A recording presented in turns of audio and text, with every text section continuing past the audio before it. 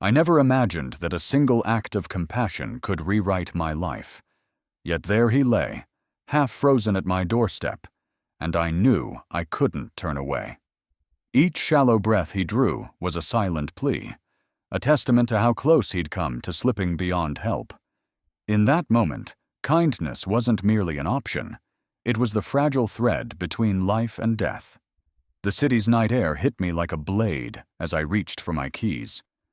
Snowflakes drifted, glittering under harsh yellow lamps, their icy bite stinging my cheeks. After a long shift, orders shouted, coffee spilled, exhaustion heavy on my shoulders. All I wanted was the small comfort of my apartment's warmth. Yet something unusual caught the corner of my eye. Under the porch lamp, a shape slumped on my welcome mat. At first, I thought it was just wind-blown refuse. Then the shape shuddered. My breath faltered, and the keys slipped from my fingers, clattering on the frozen step. I stepped closer, boots crunching on ice. A man lay there, curled into himself, coat shredded, the fabric stiff with frost. Snow had gathered on his shoulders as though he had been lying there for hours. His chest rose and fell shallowly, unevenly, like each breath was a battle. I knelt, sweeping snow from his face with trembling gloves. His lips were blue, skin chilled and fragile beneath my touch. His lashes sparkled with ice crystals. His body was so cold I feared I was too late. "Hey," I whispered. My voice sounded raw in the silent night. "Can you hear me?" His eyes opened briefly, glazed and distant. He tried to speak, but only a rasp escaped. Instinct surged. I couldn't leave him. Sliding my arms beneath his frail body, I lifted. He was shockingly light, as if life itself had nearly abandoned him.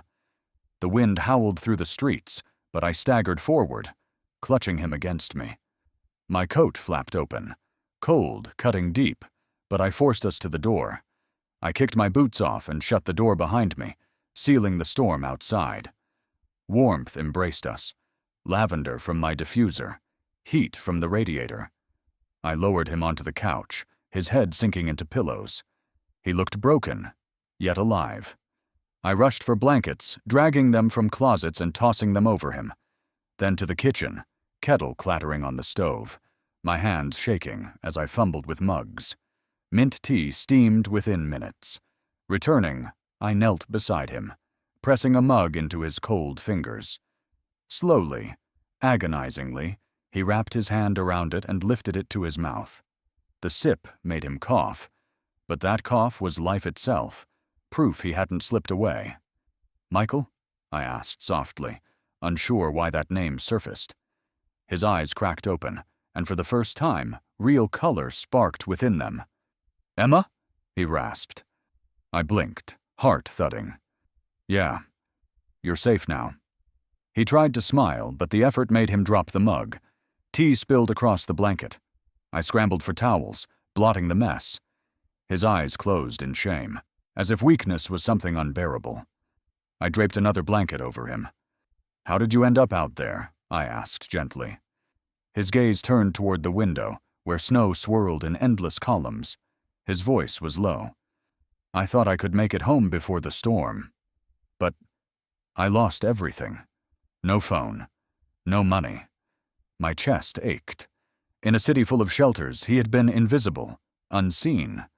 I slipped off my own coat and wrapped it around his shoulders. He looked at me with bewilderment, unable to comprehend the simple kindness. The hours dragged. He drifted in and out of restless sleep. I sat nearby, changing damp blankets, pressing tea to his lips, whispering reassurance. "You'll be okay." The clock struck 3. Sirens wailed outside, and still I could not rest. His fragile breaths tethered me to the couch. By dawn, light crept through sheer curtains, turning the room gold. I touched his shoulder, and his eyes fluttered open. Gratitude shimmered there, soft as sunrise. His hand closed around mine, warmer, stronger than before. "Thank you," he whispered. Tears stung my eyes. "You're welcome," I said, my voice breaking. For a moment, the world was silent, but for our breaths, That fragile bond felt unshakable. Then he stiffened, pulling his hand back. His face shifted, relief replaced by something sharp, fearful. He grabbed his coat, stumbled to his feet. "Wait," I called, standing quickly. But before I could reach him, he bolted for the door. The latch clattered, the door swung wide, and he disappeared into the snow. I raced to the window, heart hammering. His footprints trailed away, jagged across the fresh white. My palm pressed to the cold glass, breath fogging the view. He had fled, leaving questions scattered behind like the snowflakes falling on his path. I stood frozen at the window, tracing his footprints until they vanished down the block, and realized he'd left behind more than my coat. He'd left a question I couldn't ignore. Who was he, truly? And why did the edge of his smile look so achingly familiar? My world had been upended by his presence, and I knew with absolute certainty I would find him again, no matter the cost, to uncover the truth he fled into the snow to hide. When he spoke, his voice trembled with memories she'd never dared imagine, and her own past surged to the surface. In the soft glow of morning, every bruise on his face told a story, and every whispered word threatened to crack open secrets she'd locked away long ago.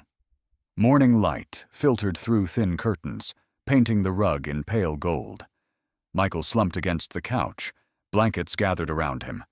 Bruises marred his jaw and temple, dark reminders of battles unknown. His eyelids fluttered, resisting wakefulness, as I knelt to offer him a steaming mug of mint tea. He stared at it, as though afraid it would vanish.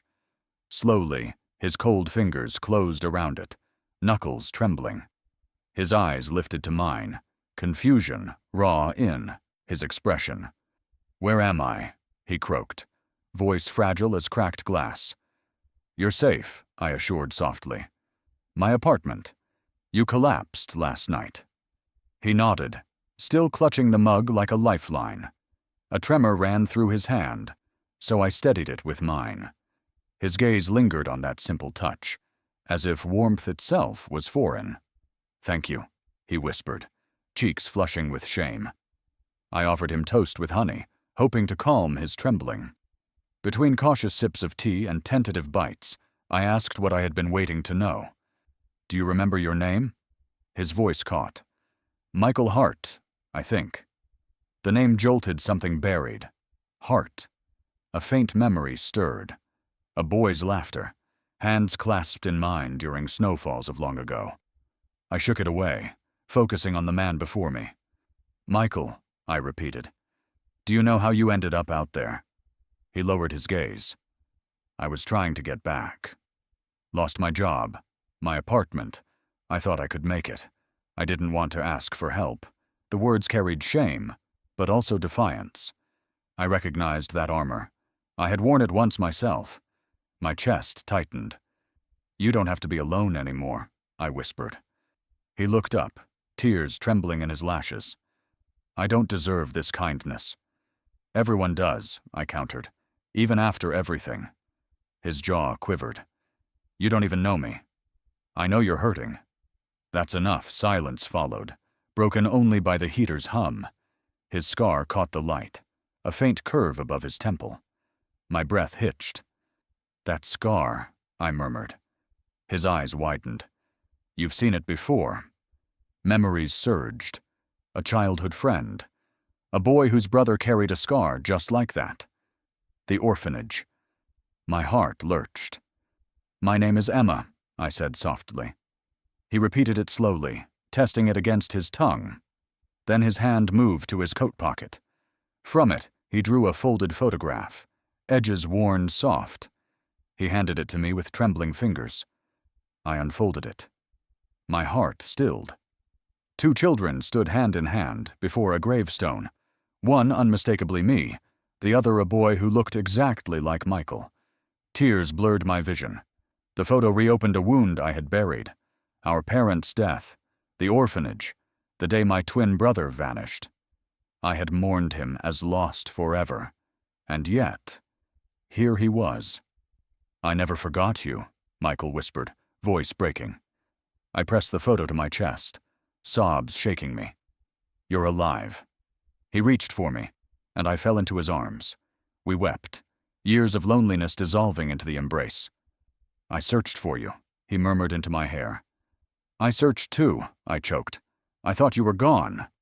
The photo lay between us on the couch, proof of a miracle reunion. Relief, guilt, joy. Emotions collided in a storm. We clung to each other, refusing to let go again. When at last our sobs quieted, I held his face between my palms. "You came back."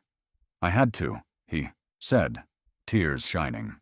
We sat together in the glow of morning, the weight of the past between us, and the fragile hope of tomorrow beginning to bloom. Then he shifted, reaching again into his coat pocket. His fingers drew out a folded envelope.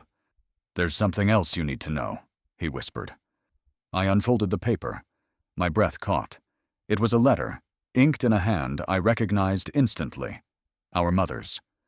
Only one word stood stark on the page. "Come."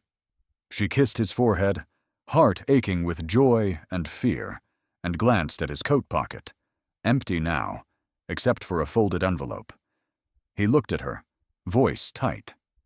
"There's something else you need to know." She unfolded the envelope and gasped.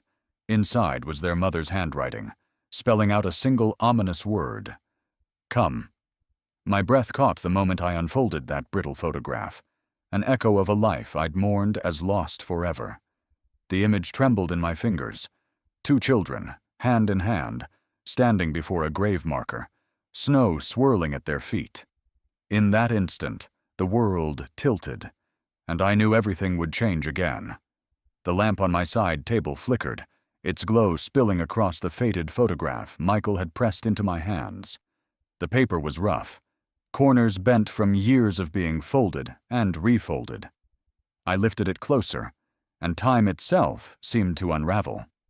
There we were, two children bundled in winter clothes, standing in the shadow of a gravestone.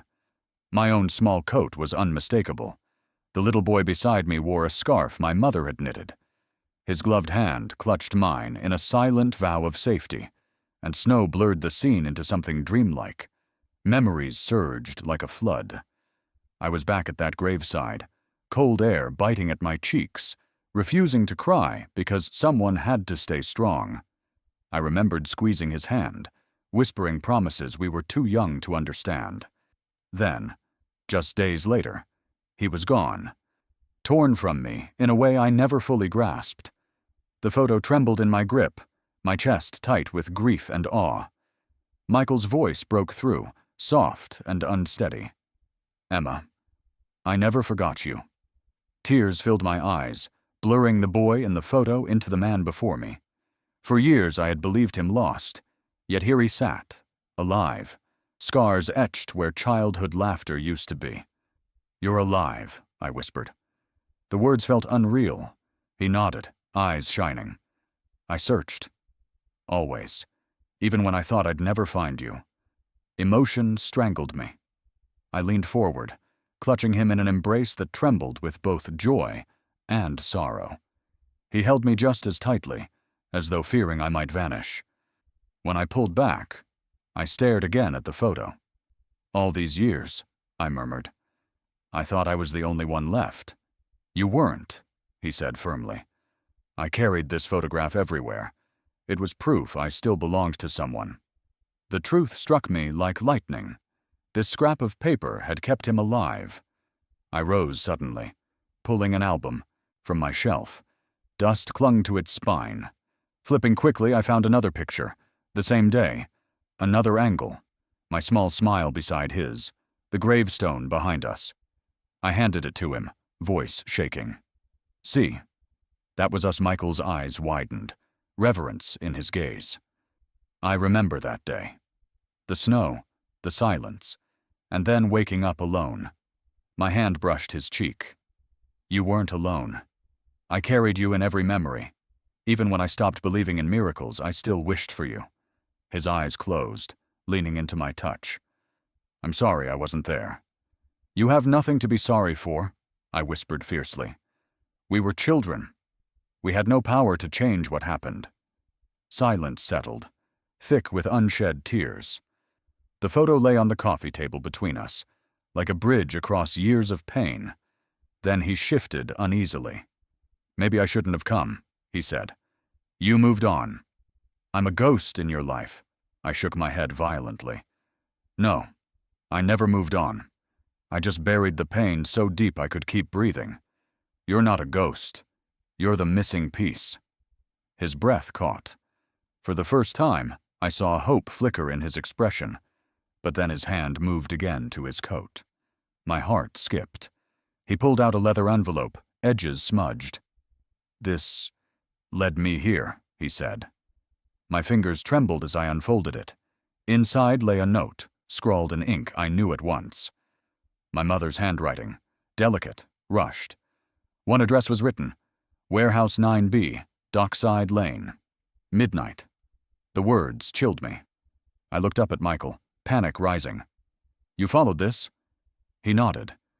"It was the only lead I had." I thought, maybe it would bring me to you. I held the letter tight, the memory of my mother's hand gripping mine, rushing back. Why had she left this? Why now?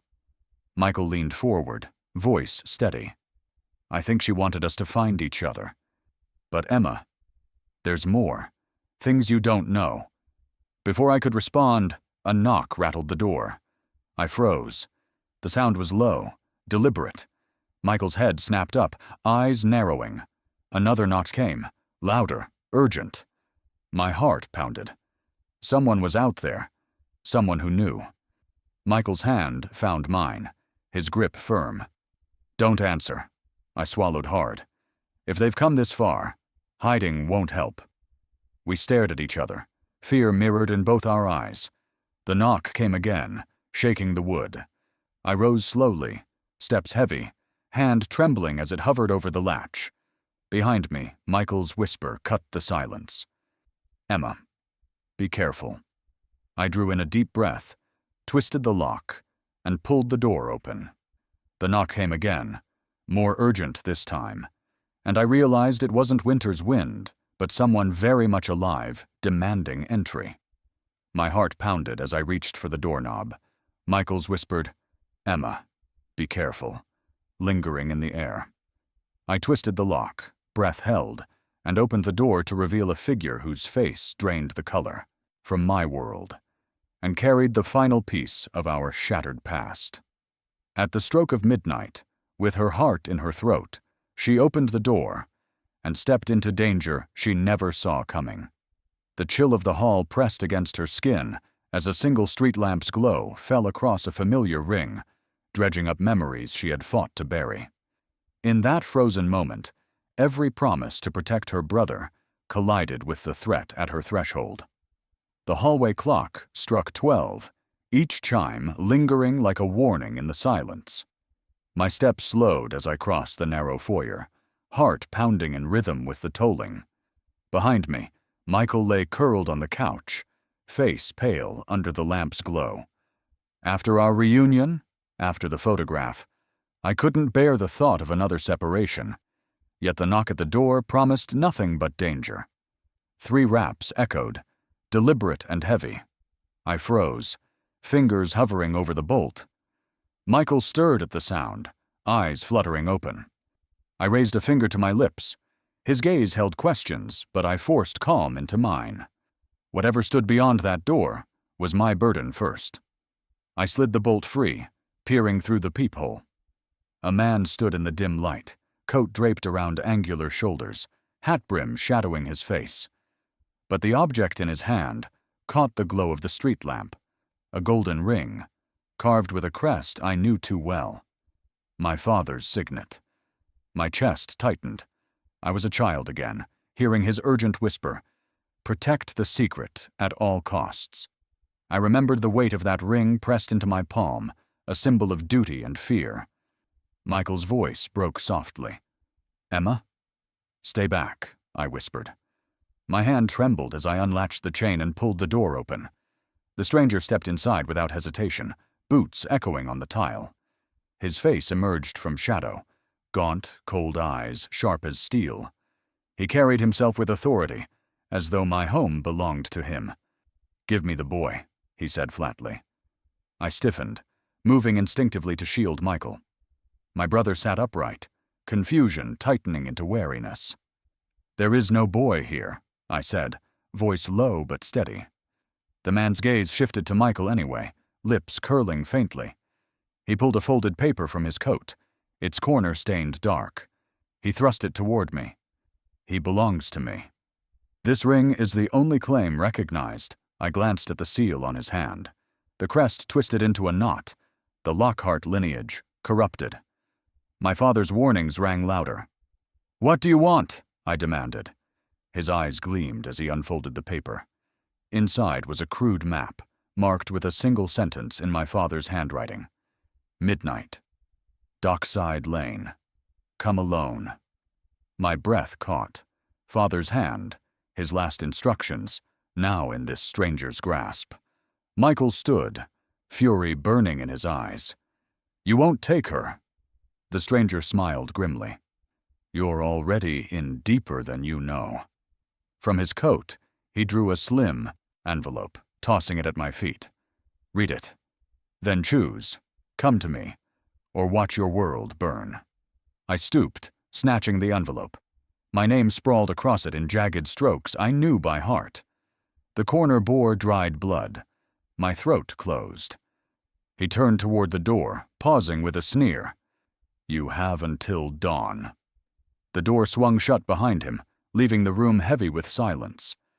I slid down against the wood, clutching the envelope. My hand shook as Michael knelt beside me. "Emma, are you okay?" he whispered. Tears pricked, but I forced them back. "He knows who we are," I said, voice raw. "He knows the legacy." Michael's jaw set. "Then we go. We find the truth. On our terms," I nodded, adrenaline burning away fear. Rising, I set the envelope on the table, then spread the map flat. Its lines carved a path to Dockside Lane, to the abandoned warehouses we both knew too well. "We leave tonight," I said. Michael pressed a hand to my shoulder, his voice steady. "Not in that sweater." "Take my coat," I shook my head. "I can't." "You saved me," he interrupted firmly. "Let me protect you now." He draped the wool around me, its weight grounding me, its scent familiar. Tea, smoke, warmth. For the first time, I felt our bond reknit itself, a shield against the storm. We sat at the kitchen table, mugs of tea warming our hands. The map lay between us, a promise and a threat. Michael reached across, clasping my hand. "I'm with you," he said simply.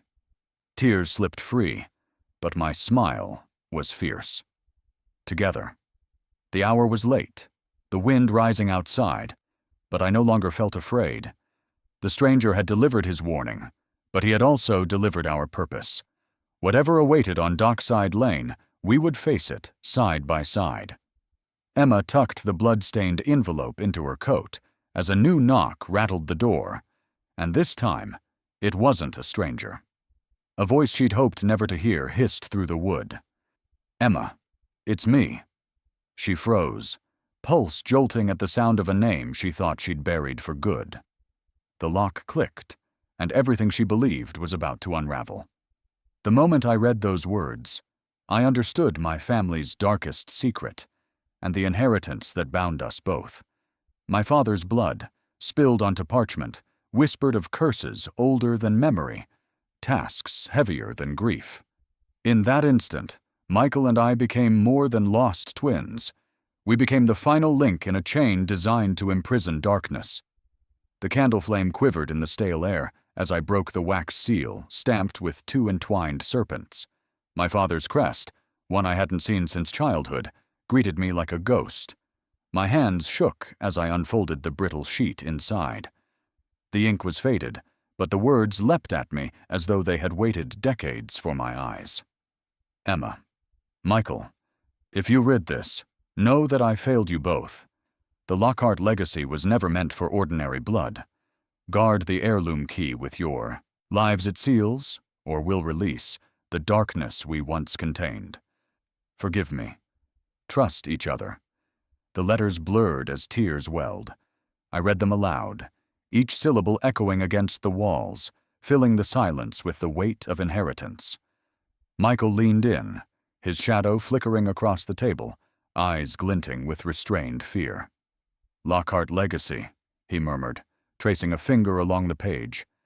He knew something bigger than us.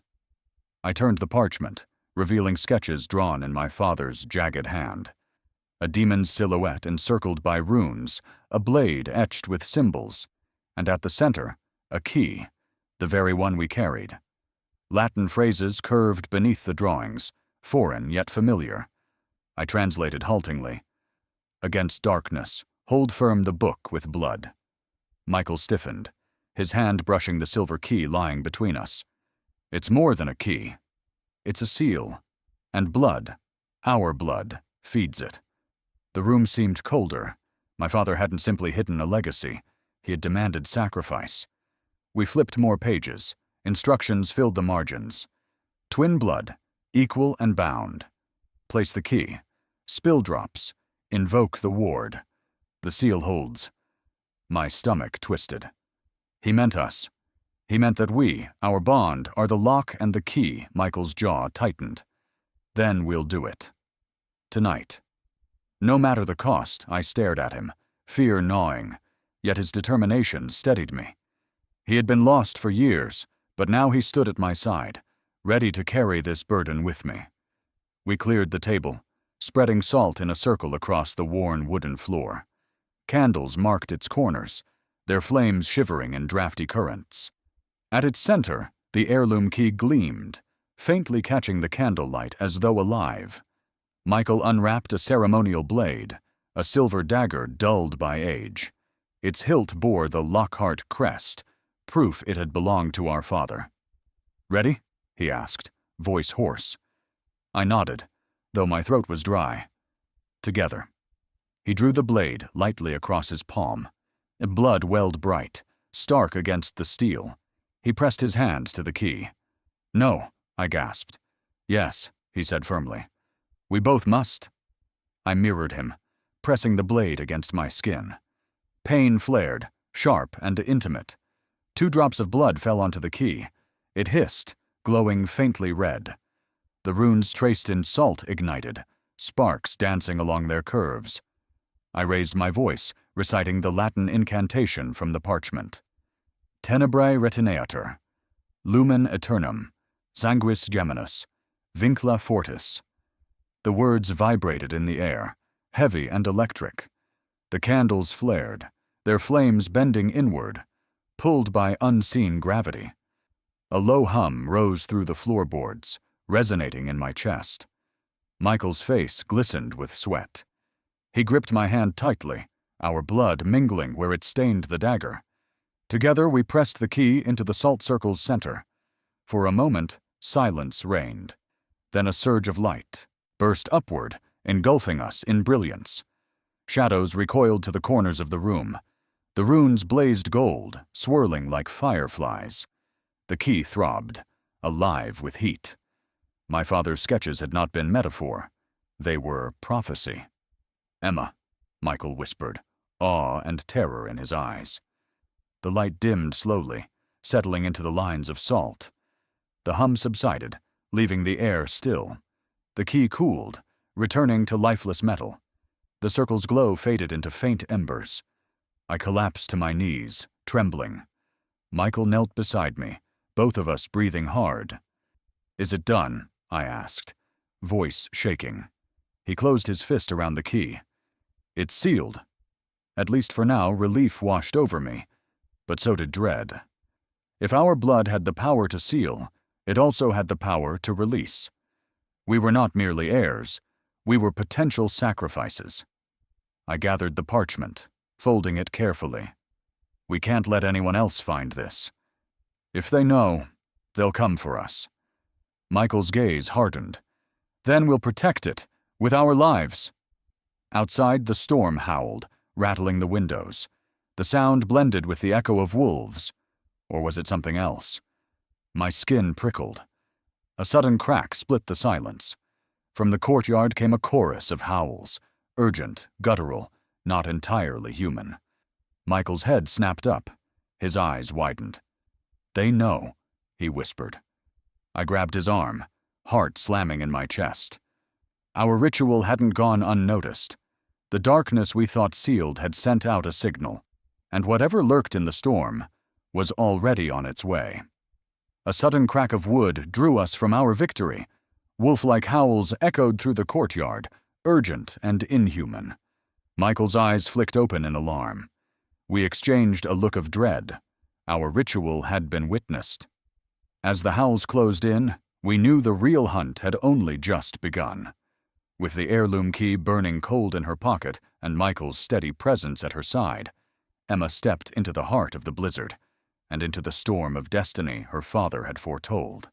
Each gust of wind threatened to erase their footprints, as though the world itself refused to let them pass. In that swirling white nightmare, every second counted. The city outside no longer felt like home. It was a labyrinth of frost and shadows, each alleyway blanketed in snow that piled against forgotten doorways. Lampposts stood like weary sentinels, their halos muted by the swirling storm. The streets that once bustled with life were silent, the silence broken only by the groan of wind funneling between tall brick buildings. Emma tugged her coat tighter, though it barely stemmed the cold. The heirloom key pressed against her side through the fabric, its chill seeping into her bones. Michael followed a half-step behind, his hand brushing her shoulder every so often to reassure her that he was still there. They moved past an abandoned bakery, its windows frosted opaque, once bright awnings, now sagging under. Snow's weight. Emma paused, her breath visible in quick bursts, and pressed her palm against the glass. A memory flickered. She and Michael as children, laughing as their mother bought them sweet rolls, sugar dusting their gloves. Michael's voice brought her back. "Don't stop. We'll freeze if we linger." She nodded, shaking the memory loose, and trudged forward. Their boots crunched in uneven rhythm, each step carving temporary marks in the snow that vanished seconds later under the relentless gale. Ahead, the streets narrowed. Emma glanced at the map clutched in her gloved hand. Its edges curled, ink smudged by damp air, but the route remained clear. Warehouse 9B, Dockside Lane. The name carried the weight of secrets, as though the paper itself trembled with anticipation. Her foot slipped on hidden ice. Before panic could rise, Michael's arm shot around her waist, steadying her. She gripped his coat lapel, her heart pounding. His eyes searched hers, soft despite the storm. "Easy," he murmured, lips nearly lost in the wind. "Thanks," she whispered, her voice carried off by the gale. For a heartbeat, they lingered close, siblings reunited not just by blood, but by survival. Then, with a nod, she pulled away, forcing her legs onward. They turned into an alley. The wind funneled there like a beast, roaring between brick walls that trapped its fury. Snow blasted their faces, stinging like needles. Emma squinted, raising a hand to shield her eyes. Through the white haze, shadows flickered, figures darting between dumpsters, too quick to be tricks of the storm. Michael caught sight, too, his jaw tensed. "We're being followed." Emma's hand closed around the key in her pocket, its icy metal grounding her. Her father's voice echoed in memory. "Protect the secret. Trust each other." She inhaled sharply and nodded. They pressed on. The alley spat them onto a broader road, lined with skeletal lampposts. Through the storm, the hulking outline of Warehouse 9B emerged, a forgotten giant, its corrugated walls streaked with rust, windows shattered into jagged teeth. The peeling white number on its steel doors was barely visible but unmistakable. Emma's knees nearly buckled. "We found it." Michael scanned the shadows, hand hovering near the knife strapped to his belt. "Not yet. We still have to get inside." They approached the massive doors, hinges groaning as the wind battered against them. Emma held up the key, aligning its grooves to the rusted lock. Her fingers trembled, not just from the cold, but from the weight of what opening that door meant. A scuff echoed behind them. She spun, flashlight beam slicing through the snow. 3 figures stood at the alley's mouth, dark coats, faces obscured, moving with eerie precision. Michael hissed, "Go!" He shoved her toward the lock. Emma fumbled, forcing the key into place. The tumblers resisted, frozen with years of neglect. She twisted harder, heart slamming, in her chest. The pursuers advanced, their boots crunching louder.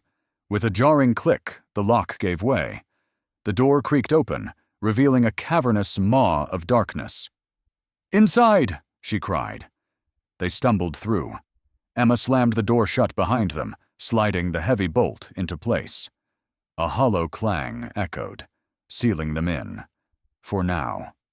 The air inside was stale, thick with dust. Moonlight filtered through broken windows, illuminating stacks of crates that rose like silent towers. Their footsteps echoed in the emptiness, each sound amplified in the cavernous space. Emma lifted her flashlight. Its beam cut across rusted machinery, wooden pallets, and a lone metal door embedded in the far wall. Unlike the rest of the warehouse, it gleamed faintly, untouched by rust or decay. "That's it," Michael whispered, awe and dread mingling in his tone. The vault. Emma's throat tightened. The map had led them here. Their father's secret waited beyond that door. They crossed the floor cautiously, weaving through crates. Dust motes stirred in their wake, drifting like phantoms in the pale beam. Emma's fingers brushed the key, tracing its grooves. Her palm still bore the faint sting of their ritual cut, reminding her of the bond they had forged in blood. A sudden clang rattled the warehouse walls. Emma froze. The outer doors shook violently, pursuers slamming against them, desperate to breach. The metal reverberated with each blow. Michael pulled her closer. "We don't have much time." They reached the vault door. Its keyhole, rimmed with faint runes, gleamed like an eye waiting to open. Emma's hand hovered over it, trembling. "Ready?" Michael asked. She swallowed, meeting his gaze. Together. The key slid into place, smoothly, almost eagerly. They turned it as one. The lock clicked, and the vault door groaned open. A gust of stale, cold air poured out, carrying the scent of dust and something older, something that did not belong to the natural world.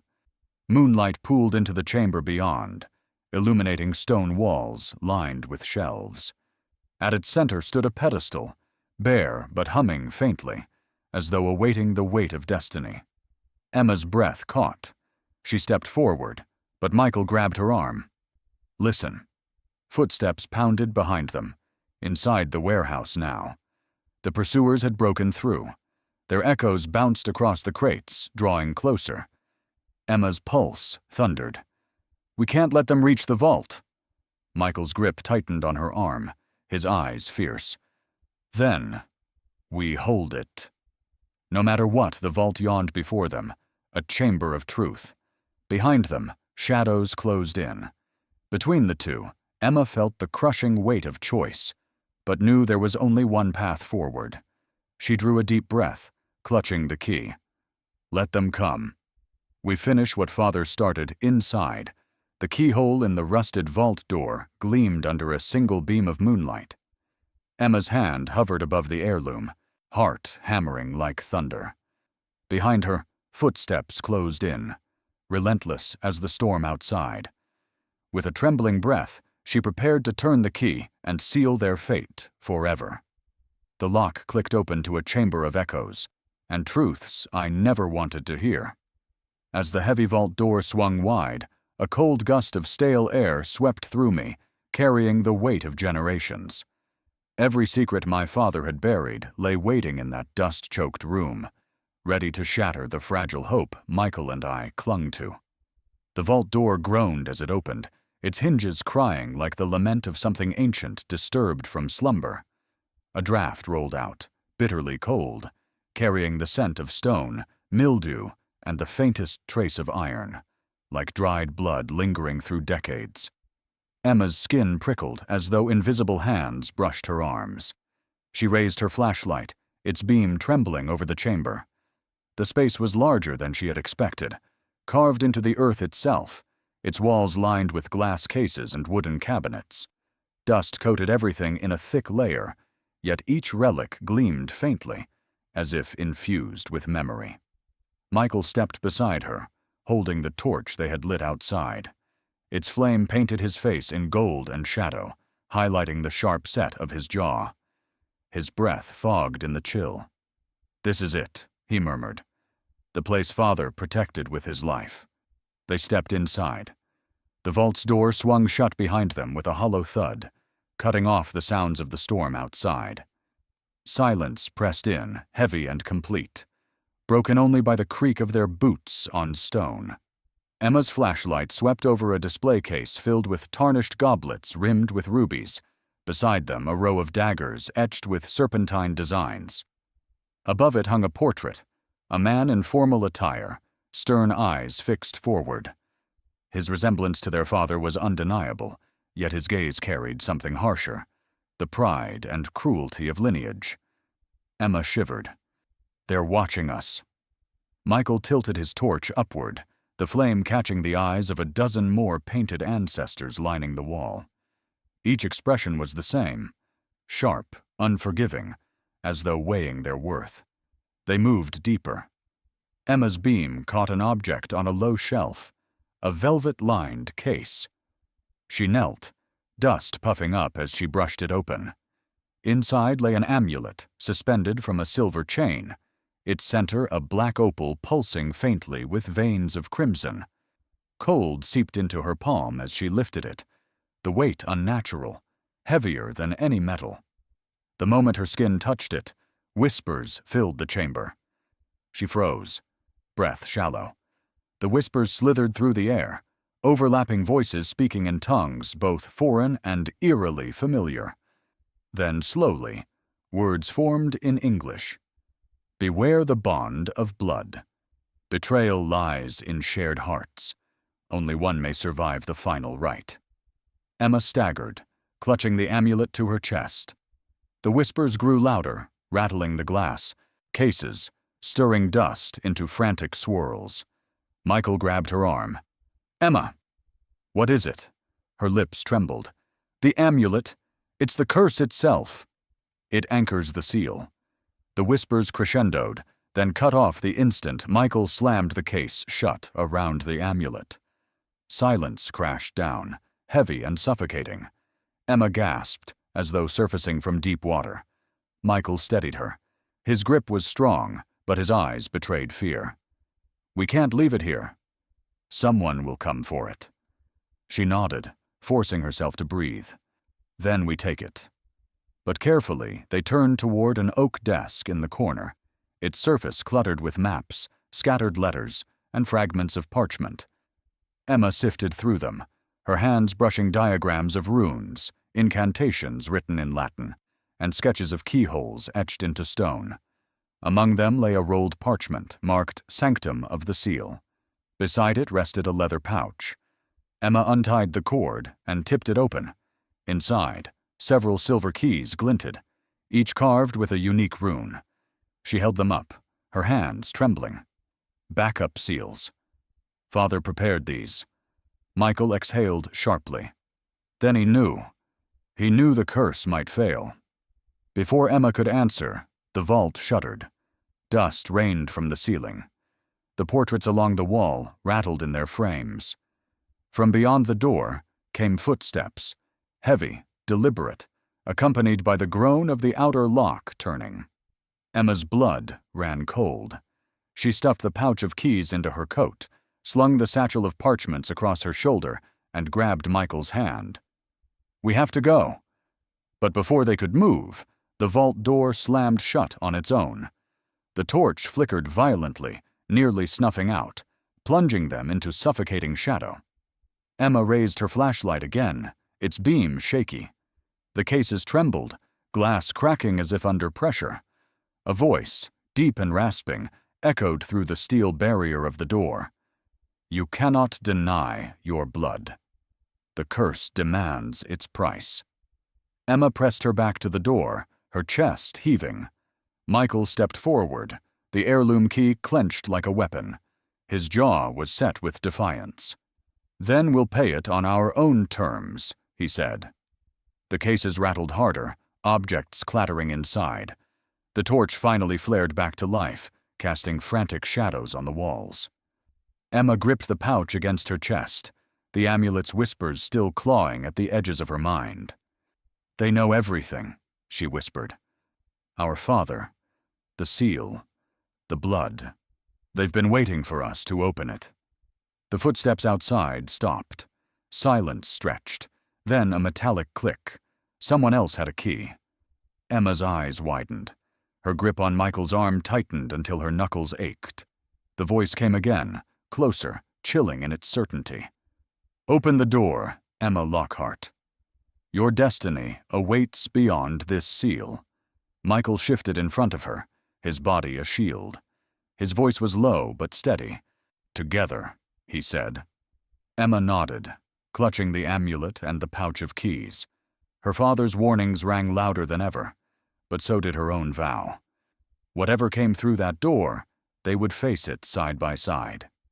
The portraits loomed above them, silent witnesses. Dust swirled like restless spirits.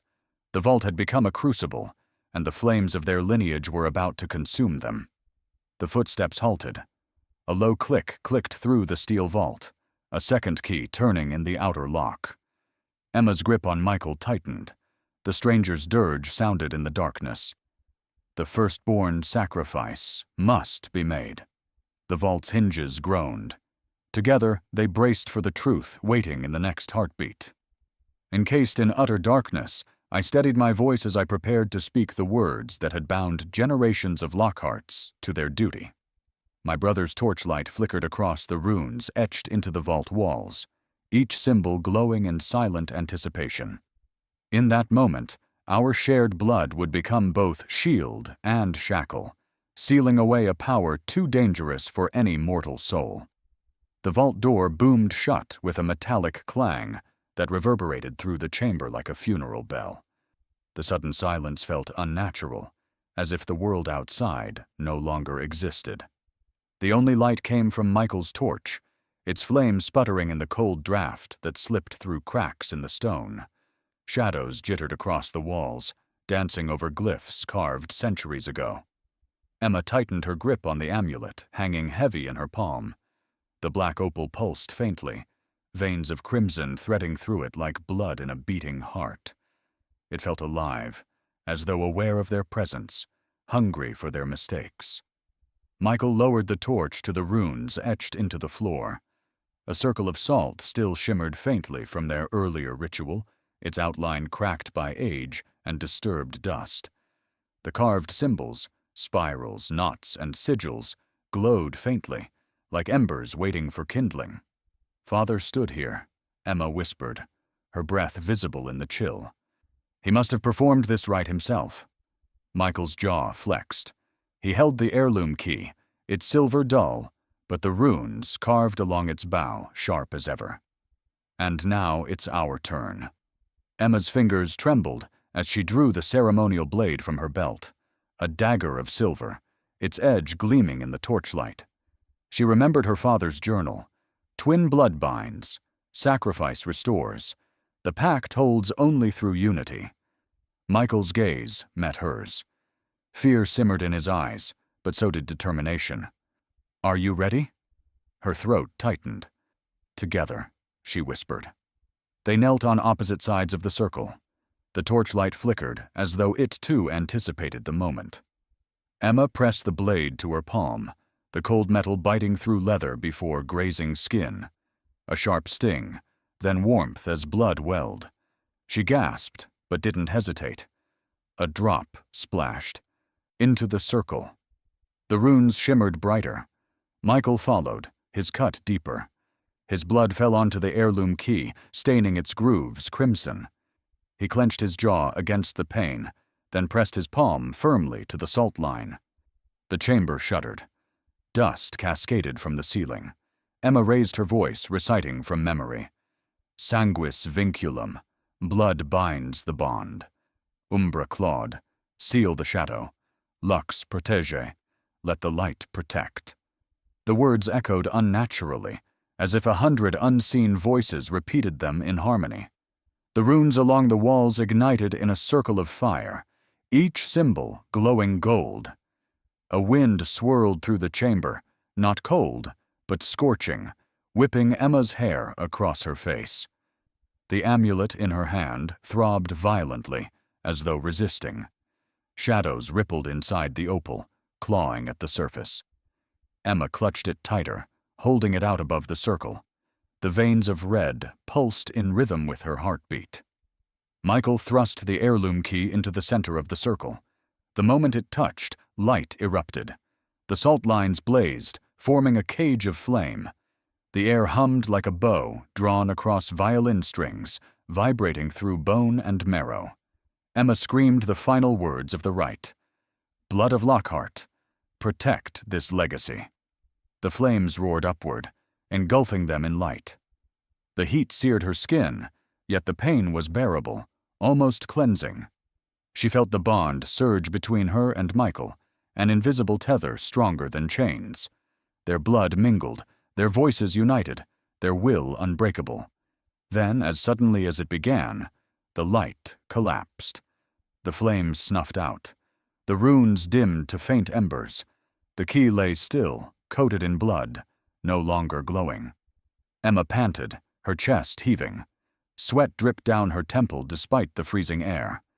"Is it done?" Michael's hand shook as he picked up the key.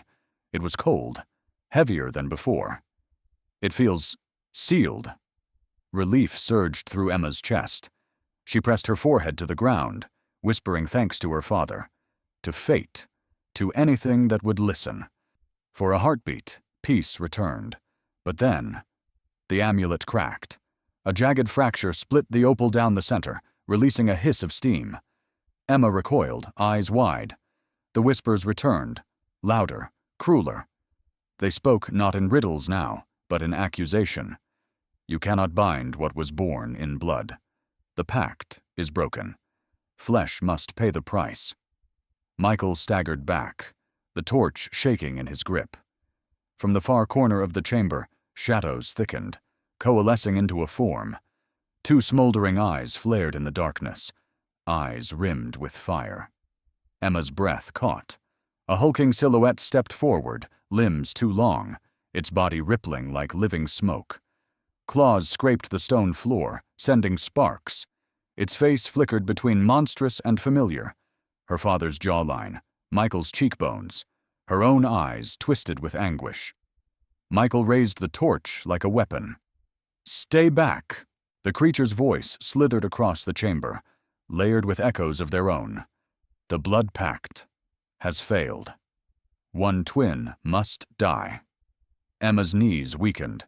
She clutched the broken amulet, its shards digging into her palm. "No," she whispered. "We sealed it. We did what Father asked." The demon's laugh rumbled, shaking the walls. "You repeated his failure. He thought love could bind darkness, but love only feeds it." Michael's face hardened. He stepped in front of Emma, shielding her. "Then we'll fight it." Together, the torchlight caught the demon's grin, jagged, inhuman, but eerily familiar. "Together?"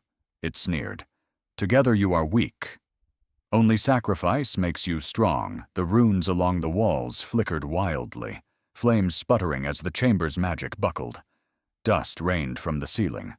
The ground trembled beneath their knees. Emma gripped Michael's arm, forcing steadiness into her voice. "Don't listen. We still have the keys. We can try again." The demon's eyes narrowed. "Try all you wish. The curse demands flesh." With a roar, it lunged. Michael swung the torch, flames arcing through the dark. Sparks exploded on impact, briefly halting the creature, but its laughter reverberated through the stone. Emma shoved the amulet's shards into her satchel, grabbed Michael's hand, and pulled him back toward the vault door. Her pulse thundered. "We can't kill it here. We need another seal." The demon's claws scraped along the floor, carving grooves as it advanced. Its voice boomed after them, thick with malice. "Run, children of Lockhart." Run, but you cannot escape your blood. As the vault's door groaned under the creature's weight, our final refuge crumbled around us. Michael lunged forward, torch swinging in a desperate arc, and I braced myself, knowing that only our unity and the shards of a broken legacy could stand against the darkness we had unleashed. In that moment, I understood. Our blood pact was no longer enough to seal the shadow. My scream shattered the vault's silence as the creature stepped into the torchlight, bearing both my face and my brother's sorrow. Its eyes, once bright with childhood laughter, now glowed with an impossible anguish, reflecting every betrayal we had ever known. In that fractured moment, I realized the curse had forged a monster from our own blood, and only love's greatest sacrifice could undo it. The chamber was unnervingly still, save for the guttering hiss of Michael's torch. Its flame carved long shadows across the vault, painting grotesque shapes against the walls. At our feet, shards of the shattered amulet glimmered faintly, their fractured edges reflecting orange firelight like broken glass. From the far corner came the sound of claws dragging over stone. My breath caught. The darkness peeled back to reveal a figure, its outline shifting, rippling, never quite human. When it stepped fully into the light, my knees gave way. The Watcher. Its face was a twisted reflection of my own, lips drawn back in a sneer, eyes too bright, too alive with grief and hatred. Yet its body bore Michael's frame, tall, lean, and trembling with unspent fury. Each step it took cracked the stone beneath its talons. Michael raised the torch, his voice raw. "What are you?" The creature tilted its head, its gaze locking on both of us at once. When it spoke, its voice was a blend of ours, my softness, Michael's edge, layered into something chilling. "I am what your silence made. I am the child you abandoned, the bond you betrayed." I staggered back, my chest constricted. Its words weren't random. They were ours, memories twisted into accusation. Flashes seared through my mind, Michael's hand slipping from mine in childhood, my desperate screams, the silence that followed. Michael took a step forward, torch trembling in his grasp. "No, you're not real. You're a shadow born of the curse." The Watcher's lips curled. "A shadow? Then why do I bleed your memories? Why do I wear your face?" Its clawed hand swept outward, and suddenly the vault was alive with visions. Our mother's lullaby, faint as wind, snow swirling around a grave, my younger self clutching Michael's hand until it slipped away. Tears stung my eyes. I whispered, "It's feeding on us." The creature's gaze snapped to me. For a fleeting moment, its expression softened, anguish flickering in its eyes. But then rage consumed it once more. "Love cannot bind me. Only sacrifice," the words struck like ice. I remembered the whispers in the vault, the prophecy etched in Father's journal. Twin blood. Firstborn sacrifice. My stomach churned as the truth settled. The Watcher wasn't just a shadow. It was the curse incarnate, demanding the life of the firstborn. Michael stiffened. He understood, too, his face drained of color. "It wants me," he murmured. "No," I choked, stepping in front of him. "It can't have you." The Watcher laughed, a sound sharp enough to split bone. "So noble, little sister. Would you bleed for him? Would you die in his place?" My fingers tightened around the shards of the amulet in my palm. "Yes," I said fiercely. "If that's what it takes." Michael grabbed my wrist, eyes blazing. "Don't you dare. You've carried me this far. I won't let you throw yourself away now." The Watcher circled us slowly, claws scraping sparks. Its eyes glowed brighter with every word, feeding on our fear, our love, our defiance. "One must fall. The curse will not break otherwise." The ground trembled. Runes along the walls flickered violently, their glow faltering. Dust cascaded from the ceiling in fine clouds. We didn't have long. Michael turned to me, desperation in his voice. Emma, listen. I was born first. That means it has to be me. No. My voice cracked. I gripped his arm. We'll find another way. Father wouldn't have asked us to die for this. Father already tried another way, Michael whispered, anguish etched across his face. And he failed. Now it's on us. The Watcher lunged. Michael shoved me aside and swung the torch in a desperate arc. Flames brushed the creature's chest. It recoiled with a hiss, but not before its talons raked the floor where I'd stood moments before. I scrambled to my feet, clutching the amulet shards. The fragments pulsed faintly in my hand, glowing with residual magic. An idea sparked, fragile, dangerous. "Michael," I shouted. "The shards. Feed them to the flame." He glanced at me, then at the broken opal in my grip. Understanding flared. He nodded sharply. I hurled the shards toward him. He caught them, torch clutched in his other hand. The Watcher snarled, sensing the threat. "No!" it roared, its voice shaking the chamber. Michael shoved the shards into the torch's fire. Light exploded, white-hot, brighter than the sun. The vault flooded with radiance, every rune blazing to life. The Watcher shrieked, its form unraveling, shadows peeling away like burning cloth. Through the blinding light, I saw its face. My face, twist in anguish, then soften into something heartbreakingly human. Its lips moved in a whisper only I could hear. "Thank you." Then it was gone. Silence crashed back, the vault trembling in the aftermath. The runes dimmed, settling into a gentle golden glow. The air smelled of smoke and scorched stone. Michael collapsed to his knees, the torch clattering beside him. I rushed forward, pulling him into my arms.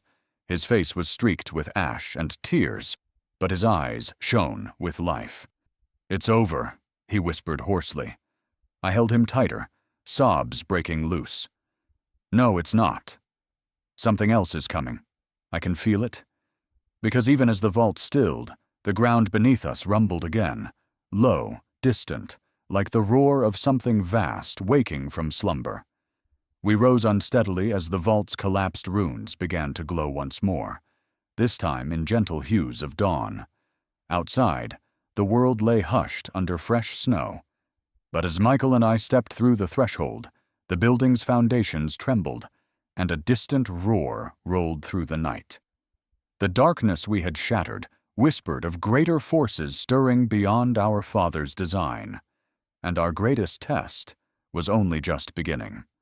My tears sizzled against the molten shards of the amulet, each tiny drop a defiance of centuries of darkness. As liquid steam spiraled upward, the entire vault trembled with the weight of our sacrifice. In that searing crucible, love's final gift unraveled the curse that had bound our blood and ignited a freedom we had never dared to imagine. The vault smelled of ash and iron. The walls still glowed faintly from the brilliance that had erupted moments ago, their runes flickering like dying embers. Around us, the shards of the amulet lay strewn across the floor, each fragment cracked and glowing faintly with molten heat. I knelt, trembling, my breath ragged in the still air. My palm bled from clutching the shards too tightly. One drop fell onto a fragment, hissing as it met the heat. A curl of steam rose upward, ghostly and fragile, twisting into the shape of a hand before dissolving. Michael crouched beside me, torch extinguished, his face drawn and pale.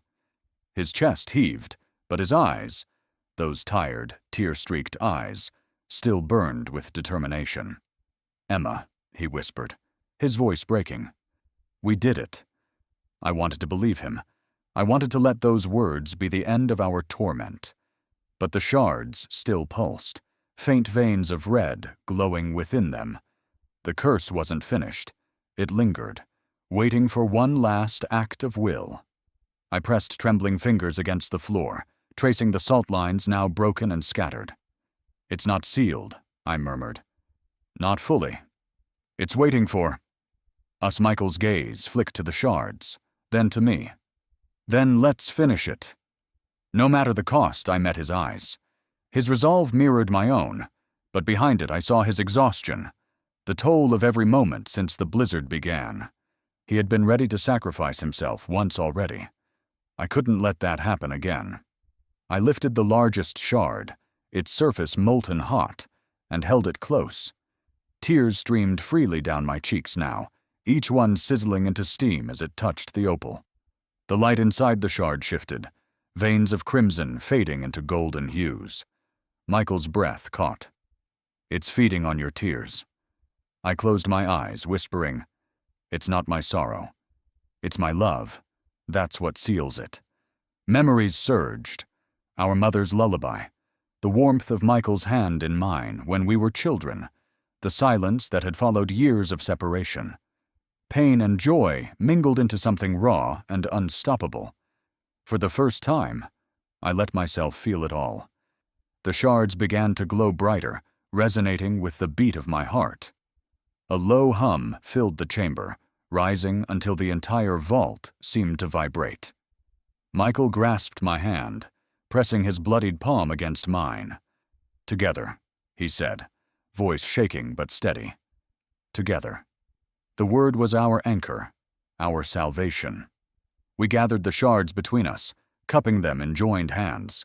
Heat seared our skin, but neither of us let go. The hum swelled to a roar, the runes along the walls blazing back to life. Light cascaded across the chamber, flooding every shadow, every corner tainted by the curse. And then, for one blinding moment, the Watcher's face appeared within the shards, anguished, broken, yet strangely peaceful. Its lips formed a single word: "Forgive." Michael gasped. I sobbed harder, pressing the shards tighter. "We forgive you," I whispered. "And we forgive ourselves." The shards shuddered, fractured further, and then dissolved entirely, breaking into motes of golden light that swirled upward like fireflies. They rose to the ceiling, threading themselves into the runes until the vault blazed brighter than daylight. The ground rumbled once, violently, then stilled. The oppressive weight that had haunted us lifted. In its place came a hush, a true silence, free of whispers, free of threats. Michael collapsed against me, wrapping his arms around my shoulders. "It's over," he whispered again, this time not with desperation, but with awe. I clung to him, my tears soaking his torn coat.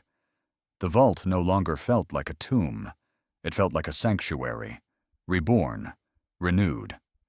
When we finally stood, the shards were gone, their essence fused into the very stones of the vault.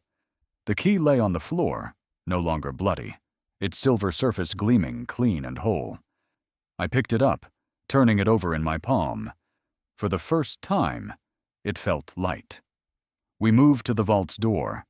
Michael pushed it open with a groan of hinges, and dawn spilled in, soft pinks and golds piercing the cold gray of night. Outside, snow blanketed the ground, pristine and untouched, as though the storm itself had bowed to our victory. But then I froze. Footprints, fresh, deliberate prints trailed away from the vault, large, purposeful, and not ours. They led into the city, vanishing into the distance. My chest tightened. Someone else had been here. Someone had watched. Michael followed my gaze, his jaw clenching. "They know." I nodded slowly, clutching the key to my chest. "And they'll come for it." For us, the peace of our victory soured with the realization that this wasn't the end. It was only a reprieve. Michael slipped his arm around me, steadying me. "Then let them come. Whatever waits ahead, we face it together." The word echoed again. Together. Stronger than any curse, any darkness. For the first time in years, I believed it. We stepped into the snow, dawn's light warming our faces. The city lay ahead, quiet, unsuspecting, waiting for the story we now carried. But as we walked, I couldn't shake the image of those footprints. Whoever had left them was still out there, watching, waiting, and I knew with absolute certainty our fight was far from over. Emerging from the vault sanctuary, we found fresh footprints in the snow, large purposeful prints that vanished into the city's early light. Michael's hand tightened around mine as he whispered, "They're close." I pressed my forehead against his shoulder, heart hammering with equal parts triumph and dread. For though we had shattered the curse, someone else was already hunting the power we had unleashed, and would stop at nothing to possess it. At sunrise, the city felt both smaller and infinitely more precious, yet danger still lurked in every shadow. Frost-laced rooftops gleamed gold in the first light, but each glimmer hid secrets that could shatter the fragile peace Emma and Michael had fought so hard to reclaim. The final trial awaited, and they knew they would face it together, no matter the cost. Fabiwa. First breath of dawn drifted across the city, gilding rooftops with fragile light. Snow sparkled like glass dust, and for the briefest heartbeat, Emma wanted to believe everything was normal again. But the footprints behind them, heavy, deliberate, told another story. Someone had followed them from the vault. Michael tightened his grip on her hand. His eyes scanned every alleyway, every drifting curl of smoke. "They're not far," he murmured. Emma nodded, her pulse echoing in her ears. "Then we don't stop." They climbed the hill toward the old chapel. Its bell tower loomed against the pale sky, casting a shadow long enough to stretch across half the city. The trail of footprints led there, straight to the place where their father's secrets had first been uncovered. The chapel steps were slick with frost. Each stone tread shimmered with patterns of ice like frozen lace. As the bells tolled, Emma felt the sound reverberate through her chest, urging her onward. Halfway up, she paused to glance back. The city sprawled below, rooftops shining, river silvered by the rising sun. For the first time, she let herself imagine what peace might look like, if they survived. At the summit, the chapel doors stood ajar. A cold draft whispered from within. Michael pushed them open, and together they stepped inside. The silence was immediate, almost sacred. Stained glass windows spilled muted color across the stone floor. Pews stood in tidy rows, dust veiling their surfaces. And at the far end, draped in black cloth like mourning shrouds, loomed the altar. Emma's chest tightened. She walked forward slowly, her boots echoing in the vast stillness. Michael shadowed her closely, his free hand brushing the dagger at her hip. The altar came into view. Upon its surface rested a golden locket, her mother's. Its clasp stood open, revealing a faded photograph. Their parents, smiling in a sunlit field. Emma's breath caught as memories rushed back. Her mother's lullabies, her father's stern voice, the warmth of love before everything broke. She lifted the locket, pressing it to her chest. A folded scrap of paper slipped free. Unfolding it with trembling fingers, she read aloud in a voice thick with emotion. "My children, love is the only true magic. Unite your hearts to break the last bond. Do not fear the sacrifice, for it is in forgiveness that true freedom lies. Remember, I carry you with me, always." Tears blurred her sight. Michael's hand steadied hers, his own eyes wet. "She knew," he whispered. "She left us this for today." Emma wiped her cheeks. "Then this is the end." She crouched, sweeping frost from the altar's base. Beneath lay a hidden groove etched with the family crest, a keyhole, faint runes pulsing around it. Michael pulled the last of their father's silver keys from his satchel. He placed it in her palm. "It's yours," he said. Emma's fingers curled around the key. Her pulse hammered as she slid it into the groove. It turned smoothly, as though it had been waiting centuries for her hand. The chapel shuddered. Black drapes tore free, unraveling in silent ribbons. Sunlight burst through stained glass, scattering emerald, ruby, and sapphire hues across the marble floor. The runes ignited in vibrant light, filling the space with a hum like a hymn. Emma gasped, clutching Michael's arm. For the first time, the weight of the curse felt lifted, transformed not by blood or duty, but by their mother's final message: love and forgiveness. Michael pulled her into an embrace. "It's done," he said softly. She nodded, tears spilling freely. "It's finally over." But as her boot shifted, something small scraped against stone. She bent, brushing away dust. Her hand froze. A ring. Its design mirrored their father's signet, but fresher. Its crest engraved with 2 initials, E+M. Her stomach lurched. She turned it in the light. This was no relic of the past. It was new. Someone else had been here. Someone had left this as a mark, a claim. Michael's jaw clenched. "They've been waiting." Emma's breath trembled in her chest. She closed her fist around the ring. "And now, they're ready to take what we've fought for." The light around them dimmed, as though the chapel itself understood. Their mother's legacy had set them free, but freedom was not safety. A reckoning had begun, and their names were carved into its heart. As they rose, Emma's boot brushed against something half buried in the dust at the altar's base. She knelt and cleared the debris to reveal a blood-smudged ring, identical to their father's signet, but engraved with new initials, E+M. Emma's breath caught as she realized. Someone had waited for this moment to claim their legacy, and now a new chapter of reckoning was about to begin. My breath caught at the sight of that locket. It held my mother's final message in a single tear-stained letter.